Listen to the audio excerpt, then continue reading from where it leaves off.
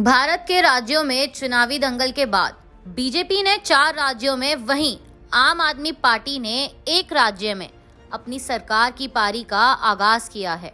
BJP 17 राज्यों समेत 3 केंद्र शासित राज्यों पर अपनी सरकार का गठन कर देश की सबसे मजबूत और प्रभावशाली पार्टी बनी हुई है और देश की सत्ता भी इन्हीं के पास है। बीजेपी की जीत और लोकप्रियता का सारा श्रेय कहा जाए तो देश के प्रधानमंत्री नरेंद्र मोदी को जाता है। भारत की राजनीति में ये एक ऐसा चेहरा है जिसने चुनावी ध्रुवीकरण को पूरी तरह से बीजेपी की तरफ मोड़ रखा है। बीजेपी और उनकी सहभागी पार्टियों ने लोकसभा में जबरदस्त बहुमत के साथ अपनी सरकार बना रखी है और विपक्ष को पूरी तरह से कम सीटों पर समेट रखा है। जहां भारतीय प्रधानमंत्री पूरे विश्व पे अपनी लोकप्रियता की छाप छोड़ रहे हैं और अपनी कूटनीति से दूसरे देशों से संबंध बेहतर करने की कोशिश में लगे हैं, वहीं हमारे पड़ोसी मुल्क के वजीर आलम इमरान खान अपनी सत्ता बचाने की जिद्दोजहद में लगे हुए हैं। कहा जा सकता है इमरान खान का राजनीतिक करियर तलवार की धार पे रहा है। इमरान खान 17 अगस्त 2018 को पाकिस्तान की सत्ता पर काबिज हुए। मंगलवार रोज पाकिस्तान की विपक्षी पार्टी के नेता ने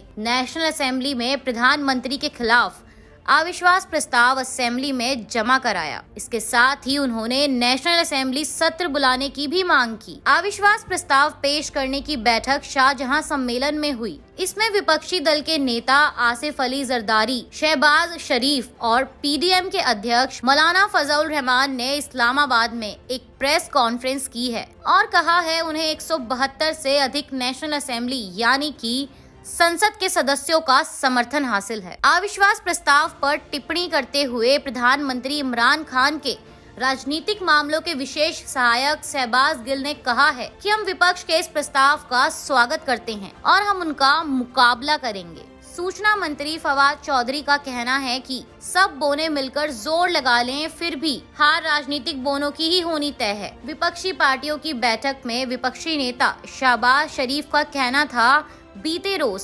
पाकिस्तान पीपल्स पार्टी JUY और मुस्लिम लीग N और अन्य पार्टियों का सम्मेलन हुआ था, जिसके बाद अविश्वास प्रस्ताव को नेशनल असेंबली में पेश किया गया है। उन्होंने कहा तमाम पार्टियों ने अपने सदस्यों के हस्ताक्षर लिए, फिर उन्हें खुफिया रखा गया था। अविश्वास प्रस्ताव की नौबत किस लिए आई, इस पर उन्होंने कहा पिछले 4 सालों में सरकार ने जो देश के साथ सामाजिक और आर्थिक कार्य किए हैं, इनका उदाहरण नहीं दिख रहा है। सबसे बड़ी बात मुल्क में महंगाई और बेरोजगारी है और कर्ज लेकर देश की 22 करोड़ जनता को गिरवी रख दिया गया है। शहबाज शरीफ अविश्वास प्रस्ताव को लेकर कहते हैं ये सिर्फ राष्ट्रीय हित के लिए किया गया एक सकारात्मक कदम है। नेशनल असेंबली के नियमों को माने तो अविश्वास प्रस्ताव लागू होने पर नेशनल असेंबली का स्पीकर 3 से 7 दिनों के भीतर नेशनल असेंबली में वोटिंग कराने को लेकर प्रतिबद्ध होता है। वहीं विपक्षी दलों का दावा है कि उनके पास 200 से अधिक सदस्यों का समर्थन हासिल है, जबकि नेशनल असेंबली में सफलता के लिए 172 वोटों की जरूरत होती है। गौरतलब है कि इमरान खान के खिलाफ पिछले कुछ समय से अविश्वास प्रस्ताव की बातें चल रही थीं। कुछ समय पहले इमरान खान ने पाकिस्तानी पंजाब प्रांत के मिल्सी की जनसभा में कहा था वो अविश्वास प्रस्ताव के लिए तैयार हैं। नेशनल असेंबली और संसद वेबसाइट के मुताबिक सत्तारूढ़ यानी PTI और सहयोगी पार्टी के पास 178 सदस्यों का समर्थन हासिल है। वहीं दूसरी ओर विपक्षी दल के पास 162 सदस्यों का समर्थन है। देखा जाए तो उन्हें बस 10 सदस्यों की और जरूरत है। उनका कहना है कि अन्य सत्तारूढ़ सहयोगी पार्टियों और PTI के कुछ सदस्य से उनकी बात चल रही है। प्रधानमंत्री इमरान खान ने विपक्ष से सवाल किया था कि अविश्वास प्रस्ताव साबित करने के बाद वो उनके साथ जो भी करेंगे, क्या वो इसके लिए भी तैयार हैं?